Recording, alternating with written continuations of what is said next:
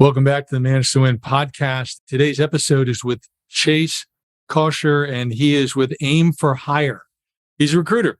So why do you want to hear from a recruiter? Well, we talk through hiring, and it's very valuable. A lot of good tips here. We can probably take your hiring system, your process up a notch by just listening to this podcast. It's interesting that a lot of what we alluded to or covered actually includes soft skills, which our sponsor, Habitly.com, is like the place to go learn great soft skills. And we encourage you to check that out. It's got a free 7-day trial. You can watch animated 5-minute episodes that have hard-hitting best practices at the end or full-blown courses. And Habitly.com, I think you'll like it. This episode is fun. We laugh a lot. We tell some fun stories, right? Hiring, you have hiring fun stories, people that are interviewing, but then you hire and it's somebody else, or people working 2 jobs. There's a lot of things going on with hiring these days. And is it hard to hire? Is it easy to hire? Well, let's see what Chase has to say. Let's dive in.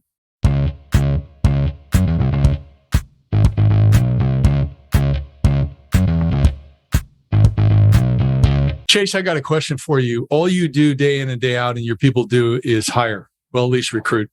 So you're not really hiring, but you're recruiting. So we've seen a lot of change. We've had COVID. We've had a surge in certain areas of the economy. We've had amazing valuations with startups and now all of that and housing. And then we've seen a lot of stuff taper off now. So from your perspective, what you're seeing, what you're hearing, what you're experiencing, what's the state of the hiring market today for companies who still want to go out there and find somebody? Yes, obviously it's an ever evolving situation. I think during COVID, obviously that shifted quite a bit of gears as far as how you go about and acquire talent. Now a lot of it's become like, who's actually hiring? I think there's a lot of companies that have paused hiring, have done, even obviously done layoffs. I think, there's probably more, at least my area of expertise being technical talent, there's probably more technical talent available today than there has been in 5+ years. I think it's been so competitive to acquire those types of folks, and now that there's probably more uncertainty, there's a lot of these new regulations of these big tech companies, back to the office and working more hours and et cetera, et cetera. I think it's a super interesting landscape to hire in, but really it's more so just trying to figure out what companies are actually hiring right now. Yeah. Are you seeing that a lot of the small companies are still hiring and the big ones are backing away, or is it the reverse, or is it a mix? What? I'd say, especially venture capital backed companies, depending on what their funding situation was, they're trying to make that funding last as long as possible at this point. So they're really looking to extend their cash runway. And what that means is they aren't going to be spending a lot of money this year. Maybe even going into next year when they decide to raise funding again, if they need an additional round, because their valuations would have dropped if they raise a round right now, and no one wants to raise during a dropped valuation. So I think those companies have either paused or even started to kind of lay people off. There are other tech companies that maybe timed it perfectly and raised a massive amount of cash right before kind of quote unquote the recession started or is beginning to potentially start. And then big tech, man, I think they're probably the most interesting. The one that really all startups look at is like kind of look to model off the Googles, Amazons, how are they handling this? I think a lot of them are forcing people back to the office. I think Meta's even come out and said, we want to work our people hard. And if they're not willing to do that, they can leave on their own accord. So I think it's pretty interesting to kind of just see, who is going to emerge being the hiring leaders? Because right now it kind of seems like everybody's in a little bit of a kind of pause. But talking about these high-tech companies, I mean, they throw all kinds of amazing, lavish perks on their people. And then, you're a company with, 5, 10, 20, maybe even 50 people. How do you compete against all that's going on with the big tech? And, not only convince somebody to start with you, but to stay with you. Yes. Both great parts of the question is, joining you and staying with you. I think as a startup, and we're a startup ourselves, and, we started 3 years ago, so we had to build out some of our first hires. How you take advantage is, you use speed to your advantage. A lot of these big tech companies have, infrastructure in place. They have a lot of red tape. You have to conduct interviews over the course of maybe a month or two. So if you're interviewing someone that, you're afraid they might end up kind of getting snatched up by one of those big companies, you got to use speed to your advantage. You got to find a way to vet that person out and make a compelling offer within, a certain timeline. Usually we suggest kind of 2 weeks max, but that's hard for a startup because you have 3 or 4 people that need to meet with this person and they're already busy because you're a startup and everyone's busy. So how do you really construct your interview process and follow that for the right talent? The other part is like telling a story. I mean, you want to find the right people, you want to find the right personality types. Like they should kind of align or be attracted to the fact that they're not just going to be a cog in the wheel at Google, but they'll actually wear an important hat within your company. They'll make an impact. They can bring things to the table, bring ideas. They can build and not just maintain software or process or whatever that might be. And then the career upward mobility, stock options, and startups being flexible. Especially during COVID and after COVID, this whole hybrid, back to the office, fully remote. There's a war over that topic. As a startup, if you're flexible, that can be attractive to somebody who's afraid that Amazon's telling them you can work remote, but then reading the news and seeing that people are being forced to go back to the office. So I think those are all different elements you can kind of use to your advantage. But ultimately, like you gotta fight for the right talent because you're not going to be able to offer the cash that Facebook, Amazon, Google, Tesla, those players can offer. Yeah. So give me an example, because I don't understand, like you've got a startup and you're saying 3 or 4 people have to do the interview. The startup should be tight enough where I would think, either 1 or 2 people can do the interview, or those 3 or 4 people, it's such a big priority, they're going to make it fit in their calendar. So what's happening there where, I'm in startup mode, but there's so many people that feel like they need to get involved? Yeah, I think that's just a huge, whether it's a disconnect or, it's a CEO trying to appease the other employees and making them feel more involved in the decision making. And I understand that. But you do, I think, have to, if you need to have 4 people interview this person, you need Bob and Jane and everybody's check that they're good, then you need to have a very structured process set out to knock out those interviews quickly. So maybe it is joining 2 of your employees to meet with somebody versus having them do individual meetings with this candidate. But I'm with you. I mean, on paper, it sounds like it shouldn't be that difficult, but having worked with startups for 4 or 5 plus years, it's, I think there's just these things you have to accomplish to make everyone feel like they're a part of it. Yeah, I think it's interesting. And I think startups in particular are really poor on interviewing. I teach interviewing, and you've got your own style. The 2-week time frame for many people who come from big companies are like, oh, how can you do it that fast? How can you know them? Well, you spend time with them and you ask the right questions. I tell people, I say 2 things you have to do, 3 things I prefer you do. One thing is, before they start, you got to do a background check, and it's got to include a civil court check because there's too many phonies out there and too many people suing people. In some states, you can't make a decision based on the civil court, but you still want to know if they're suing their neighbor or their past employer or vice versa. The second thing, though, is mandatory that I don't think startups are good at, or any company. Well, very few companies, some are, is you got to test drive them. Do you recommend that to your clients? And have you worked with people on that?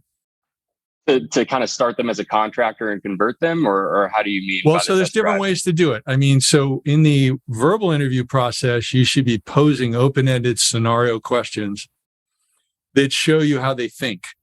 So that's a test drive. You should teach them something and then have them do it to show you that they can nod their head, but then actually do it. All right. Yeah. And then, but a lot of scenarios, verbal scenarios. And then, like, I have a client in New York, and years ago we developed this process, but he will hire someone as a contractor for a day, just one day. And and he knows after that day, working side by side with other people, how they work with people, how they handle problems. They throw at least one thing that's impossible at the person, see what they do. But then again, he early on, he had to tweak the system once, but since then he's never had a failure. And then I have another guy who in an hour or two, just asking technical questions. I work with IT service providers. Okay. So similar to your tech starts. So just asking technical questions, but they're open-ended. They feel that they really know the person, and that's been successful for them. But it's all test drive. You gotta test. And I recommend test not just hard skill, but soft skill. Yeah. That they know how to behave. But if you do that, what's your interview process that you recommend for the client? I'm curious. We can compare notes. Yeah, absolutely. I can learn something. I think that same. I don't think there's a right or wrong answer, and a lot of, I think there might be some wrong answers in my opinion, but for startups especially, man, I think the first step has got to be more of, in my mind, is kind of getting the hook in the mouth. Like you're fishing, you're trying to get someone's interest. You're trying to grab them, and get them interested in what you're doing, what your company's doing. So I think a lot of cases that first step has to be more of a, do they have a pulse? Do they live up to their resume and what they've kind of marketed themselves to be? And then kind of sharing with them why, you think your company should be interesting to that candidate. I think, and to preface, this all is dictated by the skill set that you're going after. If you're going after software engineers, especially over the last 3 to 5 years, the supply and demand is so in a candidate versus an employer's favor. That you kind of sometimes, and I think that might be a problem that some of these interviews break down because people kind of feel that pressure. They've been trying to hire for a software engineer for 6 months and haven't been able to get it across the finish line. So they start, letting down maybe some of the tests and the challenges and the tech challenge that takes 2 or 3 hours, but they're afraid the candidate might drop out. So they just skip that part. And then they end up making the wrong hire and it hurts them. But first step, more of just a personality kind of assessment. And the second step, tends to be more with the actual hiring manager or that leader of that team. That tends to be more of a technical kind of giving them questions and seeing how this person responds to certain situations. That's how I like to do it. And then the third probably being, either meeting with a CEO or executive leadership, kind of to close that candidate. So it's more so in just an interaction and kind of getting them across the finish line, ideally. And then maybe in between those two, you have your team do some meetings with that person if it matters, how well they gel with your team. But your team's always gonna be unpredictable in interviews because they might see that person as competition. They might see that person as, they might see it as they shouldn't be hiring to begin with. They're doing a good enough job. They don't need to be hiring. There's always some weird dynamics you can open up with that strategy. How are your thoughts on, So let me back it up for one moment. So you're recruiting. So what qualifications, what testing, whatever, what do you do as a recruiter to confirm someone's a match before you present them to the client and say, I think this person's a match? Yes. We'll meet with the hiring manager, understand probably what are the top 3 non-intangibles. So what are the top 3 skill requirements they need for that role? Is it years of experience using Java or having built microservices in AWS?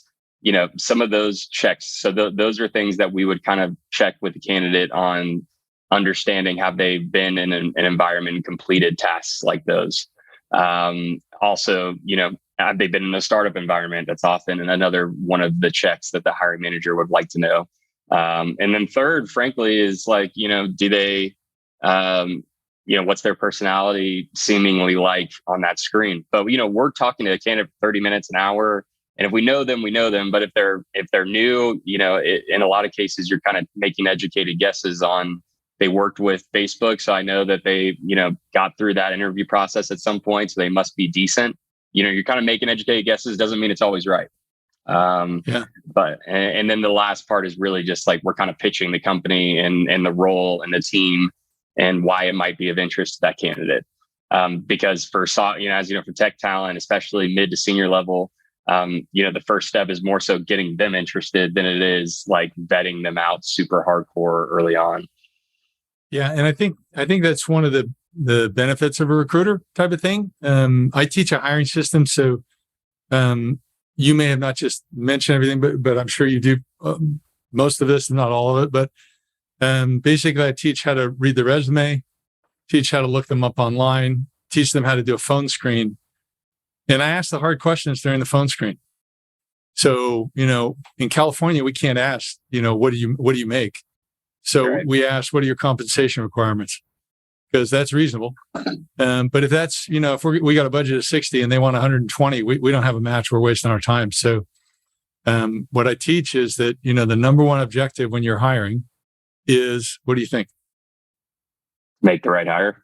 Make the right hire. See, that's a straightforward thing. I actually say the number one thing is to not waste your time. So when you don't have a match, so your questions really need to be to identify, do we not have a match so I can get out of this early? And once again, that can be a benefit of working with a good recruiter, is the recruiter knows you, knows when there's a match, knows when there's not a match. That can be soft skill wise, not just hard skill wise, can save you time, and is also, beating the bushes, whatever analogy you want to use. For sure. And I think if you're a startup, especially, you're not a household name, recruiters can kind of, for one, they can build a little bit of a brand, brand awareness, reputation, especially within certain talent pools. A lot of the companies we work with, you might not have heard of yet. Frankly, like maybe even people in Austin haven't heard of them yet because they're only 50, 60 people. But, that doesn't mean that you might not hear of them in a decade, that they might be that next success story. So I think recruiters do kind of serve a little bit as the hype man or hype woman to that brand, but also kind of getting the name out there. And then, as you said, you got to be able to it's hard for a recruiter. It takes a little time for a recruiter to be able to understand what you really want.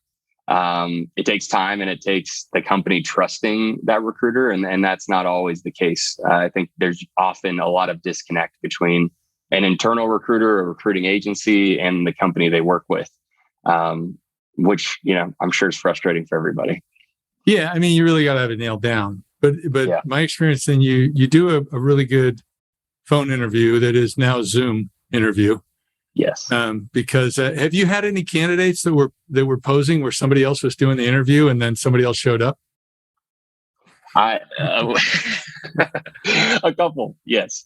That was even happening even before COVID. Not frequently, but especially when I worked with bigger companies. It's a higher volume. You're talking to so many different candidates, and you kind of got to be like, that LinkedIn picture isn't matching up with this picture, or it's pretty wild, some of the things you see in this space. Yeah, pretty crazy. So anyway, you do the phone screen, then you do an in-person, or if it's a remote person, you do a more in-depth Zoom, a lot of scenario questions. That's where you connect really on the culture piece and make certain there's a connection there. And what I drive my people, that goes back to the point you made, that speed is one of your weapons as a smaller company. I teach them that they're ready to hire after that first in-depth interview. Now, they'll do it. If they want to make an offer right then, they can, but it's going to be subject to reference check, background check, completing a talent assessment. We do a talent assessment service, checks their behaviors and their motivators, and then looks as to whether it's a match on the position. And it might even be subject to one more interview or a 2 or 4 hour or full day, test drive, but you can make the offer after the first interview, in-person interview. So literally in 3 days, you do day one, you're doing the phone screen, video screen. And then 2 days later, you're doing the in-depth. If you ask the right questions and you do the right things, you're going to be 80 or 90% there if you do it right.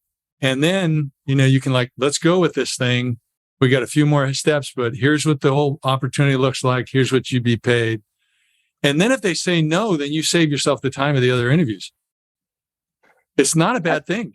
Yeah, I haven't heard as much that side of it versus, the reverse. And trust me, I love what you're pitching. I think that's some of what I say is probably just the, maybe the status quo of the type of startups that we tend to, what we see, how they conduct things.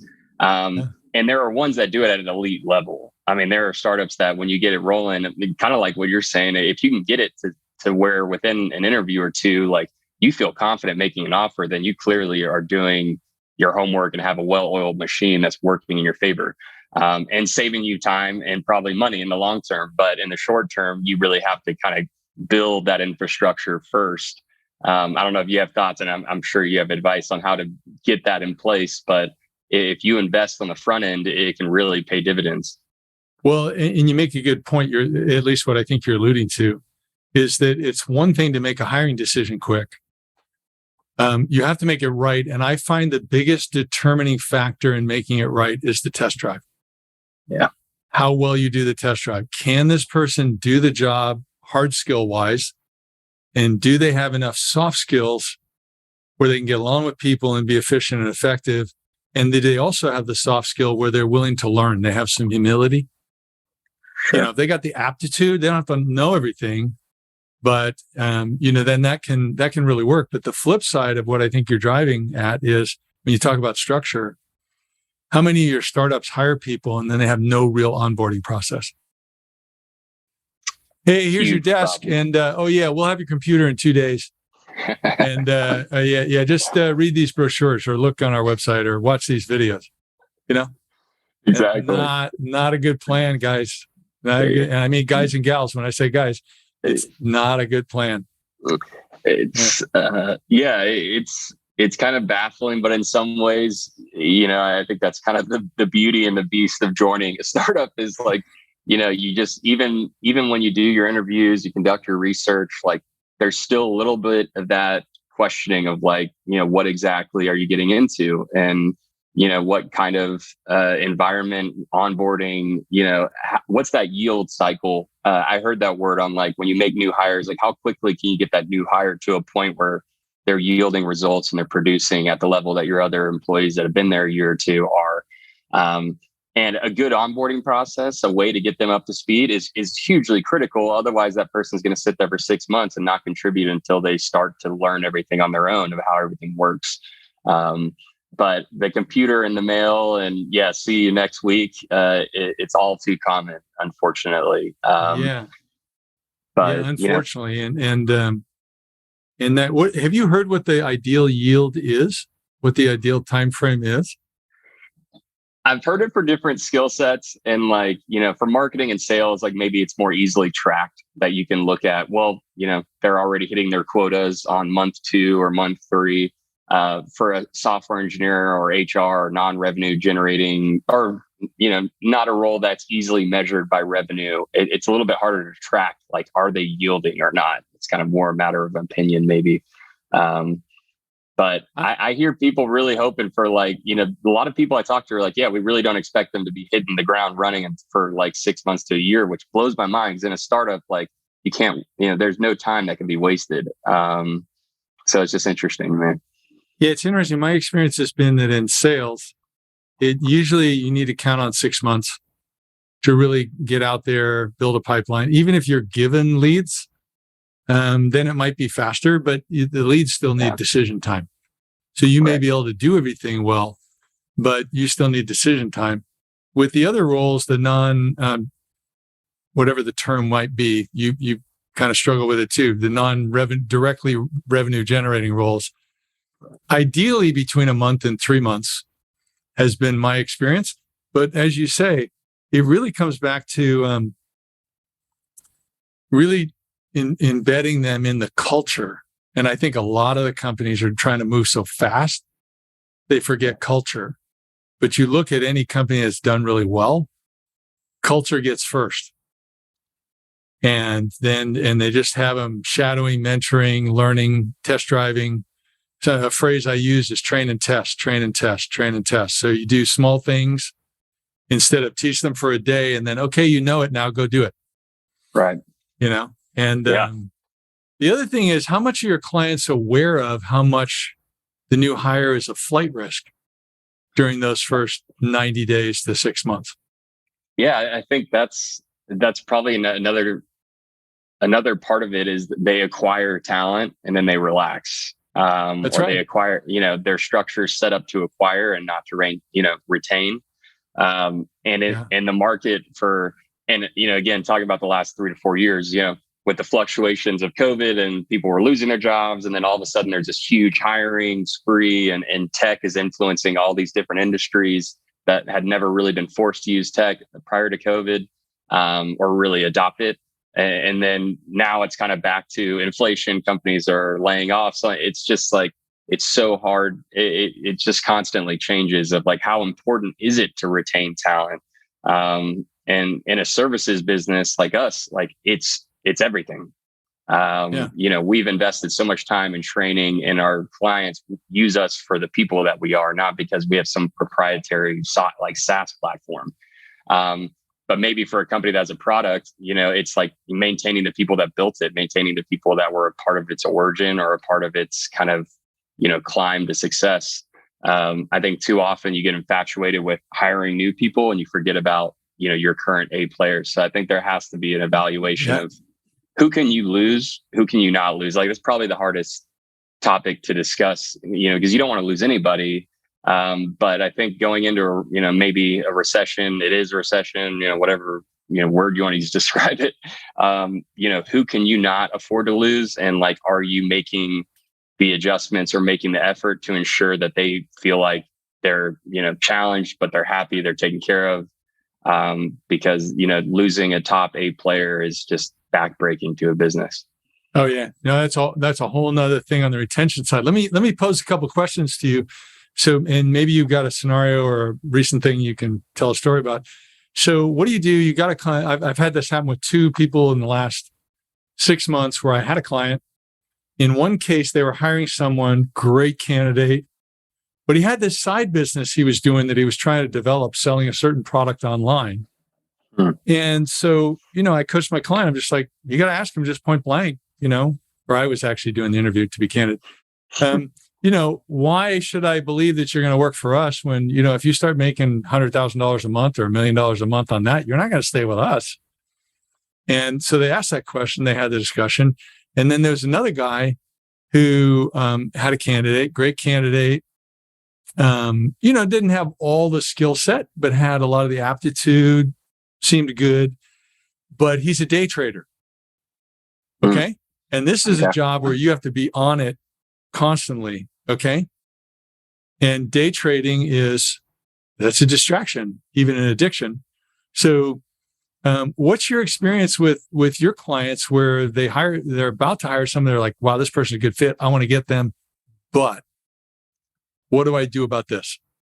It's, I've seen it on Blind. I think it's an Instagram handle I follow that's Blind. That's kind of reviews by people at FANG companies. And they kind of, some of these people talk about how they've managed ways to have, 2 full-time jobs at once. And whether they've got it figured out or not, that's are they doing an adequate job in both is a different question, but it kind of blew my mind. And then absolutely. A lot of software engineers that we speak with, have side hustles. Maybe they have apps or products that they've built that, they kind of in the interview process, they may be like, I just need to maintain them, make sure they're up and running. But, what if one of those apps takes off, then all of a sudden their priorities shift. I think it's obviously a huge risk to take, especially day trading. I've heard that one before, and that's a very time-consuming hobby. If that if they view it as a hobby and not a job, they're probably either not very good at it or like they're going to need to invest more time in learning. So I don't think it's unfair for a company to ask for someone's fully committed time, especially 8 to 5, 9 to 5 or whatever. But I'm not sure if I know the right answer to that one, because I think it's like, again, it's probably one of those leverage situations where, is it a back-end software developer that you need so badly that you're willing to be second fiddle to the other thing that person has going on? That sounds desperate to me. Yeah, it does. That's like dating someone and they got another, another boyfriend. So it's like, yeah, I'll be second. Yeah, that doesn't sound good to me. But in the case where the guy had the side hustle on the online thing, the decision was made, this guy's just a great fit and we're going to go with this. And he ended up dropping it on the day trade. I never heard what happened on that one. So that was a while back. But, for me, if somebody says they're an investor in the stock market, that's one thing, because that you can do in the evenings or the mornings in those rare times where there's a collapse or something or a great rise, you want to make a decision. But Day trading is a different game. And I'm a little bit biased because I did 5 years on the floor of the Pacific Stock Exchange when there was one in San Francisco, long time ago, 1975 to 81. So that I know how busy that can be. And so let me throw you another one. Or do you want to go back to this one? I'll finish it up with, when I hear about some of these folks, and I've interviewed recruiters as well, that try to kind of want to have their own side hustles, whether it be, I don't know. But in some ways I admire it because I think it does send the go-getter mentality to me of they're working a full-time job and then they have side hustles as well that they're working. It shows an element of creativity, time management, and a passion for either winning or making more money or whatever that might be. So I don't want to paint it as completely like I'm against those types of people, because I think in a lot of ways those people are fascinate me. But I do feel like from a company's perspective, it is hard to, like you said, date someone who's also got other boyfriends or girlfriends or whatever. That part is harder to. Yeah, and I think you have to understand that what they're saying is, I love you, but I love this other person too, and I can't let this other person go. And you have to be just extremely careful. What they're saying is that there's a dream that's bigger than you. Right. And we want people on our team that are really buying into the vision and driving. You brought up something else though. These people working 2 jobs. So remote work is great. Absolutely love it. I do it. But there is this growing thing where you have people, unethical people who are working. I just had a client who fired somebody and didn't fire them. The person left, but because they were going in different directions. But he found out, this person had 2 jobs. So, ideally what I want in my company is I want people that I'm paying them well enough where they can achieve their financial objectives, and I'm giving them something that's meaningful enough where they don't have to do the side hustle, or if they are, it's something totally different, like they're writing a book, or they're learning how to scuba dive, or they're, whatever it might be. And they can be candid about it that, hey, I'd like to help you achieve your dream. I want you fully committed during work hours, but hey, what can I do to help you achieve your dream? If you look at a book, there's an old book called The Dream Manager, and then there's a new one called The Dream Machine. And that's where leaders actually engage and help people achieve their dreams that are away from work, which is pretty interesting. But let me ask you one last question, and we need to wrap up. But you talk about these major corporations, and we talked about how they can offer different things. There can be money or whatever. What do you do? It's kind of along the same lines of what I just asked. What do you do with the person who's like, you're moving faster, but they're interviewing with a big tech company. Okay. They've started that process, and they mentioned that that's kind of their dream job. And then you do your best pitch and everything like that. And they're like, I think I want to do this. How do you make that decision of, well, are they going to work with me for 4 to 6 weeks while they complete their interview process? Or are they truly being committed to me? Yeah, that happens. I've seen it. I think that's always, especially I've seen it when a company makes an offer and, you're like the candidate, is still interviewing with Amazon. So like he kind of wants to see that process through. And then the company's like, well, what if we give him 10K more? Like, will he sign today? And then he signs, and then a month later, 2 weeks later starts, and then a month later resigns because he took a job for $250K at Amazon. And it's, in some ways, it's hard to hate on that, because I really do believe everyone should, if their motive is money, if their motive is a career at a company and being a part of something, whatever it is, I think they need to chase whatever their motivation is and to appease that. But I think it's such a difficult situation if you have someone that's already involved in those processes, that wants to see it out or see it through. If their dream was to work at Google, if they mention that and they're in the interview process, in all likelihood, they're not going to bag that interview process. They're going to see it through. So, probably what you've hit on throughout this is, if you're a startup that can't afford to lose time and money, it's probably to have that transparent conversation from the get-go. As soon as they mention Google being a dream company, we can't afford to sit around and wait based on your decision. I hope you can respect that because we're a startup and we're pedal to the metal.